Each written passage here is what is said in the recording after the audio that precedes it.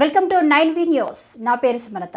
వేతనం 26,000 రూపాయలు చేయాలని అంగన్వాడీ వర్కర్లు అండ్ హెల్పర్లు ఐసీడీఎస్ చిల్లకల్లు ప్రాజెక్టు వద్ద రిలే నిరాహార దీక్ష. ఈ సందర్భంగా అంగన్వాడీ వర్కర్లు మాట్లాడుతూ, మేము గతంలో 42 రోజులు ధర్నా చేశాము. అప్పటి ప్రభుత్వం కనీస వేతనం పెంచుతామన్నారు.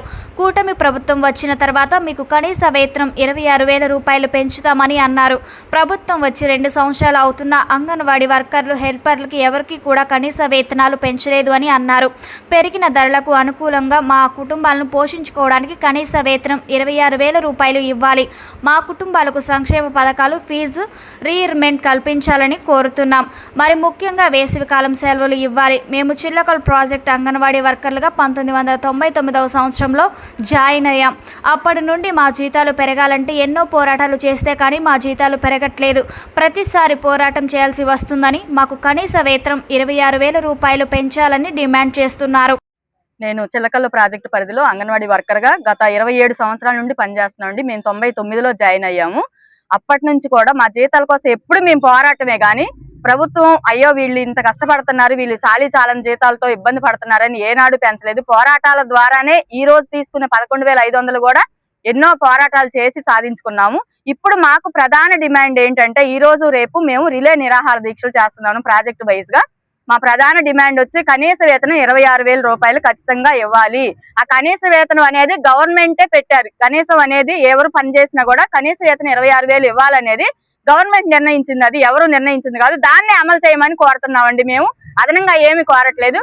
దాంతో పాటు సంక్షేమ పథకాలు అమలు చేయాలి. మా పిల్లల చదువులకైనా వాటికైనా చాలా ఇబ్బంది పడుతున్నాం. ఇప్పటికే మాకు వచ్చేది 11,000 అయినా కూడా ఈ 11,500కే మాకు సంక్షేమ పథకాలు అమలు చేయట్లేదు. వాటిని అమలు చేయాలని కోరుతున్నాం.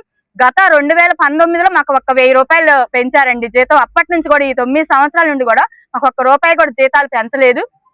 కాబట్టి ఈ రోజు మా ప్రధాన డిమాండ్ వచ్చి కనీస వేతనం 26,000 అమలు చేయాలి. మమ్మల్ని ప్రభుత్వ ఉద్యోగులుగా గుర్తించాలి. అన్ని సంక్షేమ పథకాలు అమలు చేయాలి. దాంతో పాటు ఏంటంటే వేసవి సెలవులు ఎప్పటి నుంచో అడుగుతున్నామండి. మాకు వచ్చే చంటి బిడ్డలు 3 నుంచి 6 సంవత్సరాల లోపు పిల్లలు, వాళ్ళు ఎండకి రాలేకపోతున్నారు అని చెప్పి మేము అడుగుతున్నాము. పిల్లలకి ఇచ్చే ఫుడ్ మాత్రం మేము THR ద్వారా ఇస్తాము. వాళ్ళకి వేసవి సెలవులు ఇవ్వాలని కోరుతున్నాం అండి.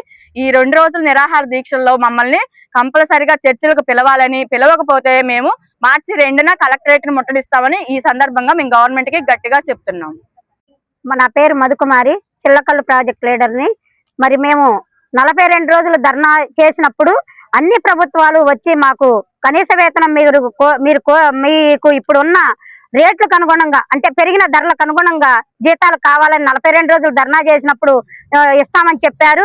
ఈ ఇప్పుడున్న ప్రభుత్వం వారు కూడా మరి మా పక్కన కూర్చొని మేము ప్రభుత్వం రాగానే మీకు అమలు చేస్తామని చెప్పారు. కానీ ప్రభుత్వం వచ్చి ఇప్పుడు 2 సంవత్సరాలు కావస్తున్నా కానీ మా అంగన్వాడీ వర్కర్లకి హెల్పర్లకి ఎలాంటి జీతం పెంచలేదు. ఇప్పుడు ధరలు చూడకపోతే అనేక రీతిలుగా ఉన్నాయి కాబట్టి మా కుటుంబాలను పోషించుకునే స్తోమత కూడా మా దగ్గర లేదు. జీతాలు పెంచాలి అని మేము మెయిన్ డిమాండ్ గా పెట్టుకున్నాము. కనీస వేతనం 26,000 ఇవ్వాలని, సంక్షేమ పథకాలు మాకు మా కుటుంబంలో ఉన్న పిల్లలకి ఫీజు రీయింబర్స్మెంట్ అలాంటివన్నీ పెంచాలని మేము కోరుకుంటున్నాము. మెయిన్ గా ప్రధానంగా వేసవికాలం సెలవులు లేవు. వేసవికాలం చిన్నపిల్లలు, మా దగ్గర ఉండే పిల్లలంతా చిన్న పిల్లలు కాబట్టి వేసవికాలం సెలవులు జీవో మేము THR ఇస్తాం పేరెంట్స్ కి. వేసవికాలం సెలవులు జీవో కావాలని, మెయిన్ ప్రధానంగా మాకు జీతాలు పెంచాలని మేము డిమాండ్ చేస్తున్నాం. ఈ రోజు రేపు అంటే 23, 24 ప్రాజెక్టు కార్యాలయాలలో నిరాహార దీక్ష చేస్తున్నాము. 25 నుంచి విజయవాడలో నిరాహార దీక్షలు జరుగుతున్నాయి.